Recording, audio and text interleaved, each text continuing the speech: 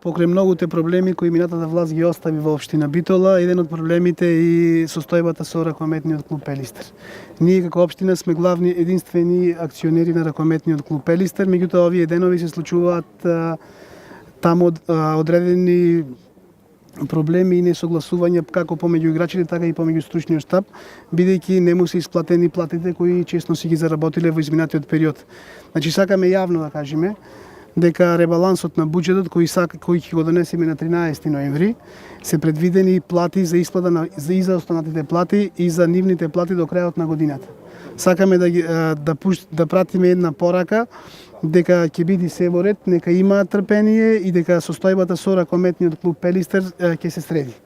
Ова што го наследивме е само наследство кој некој сакал намерно да го предизвика и чекајќи неспремни да направи ракометниот клуб да се распадне. Како ново општинско раководство, верувајте дека тоа нема да го дозволиме.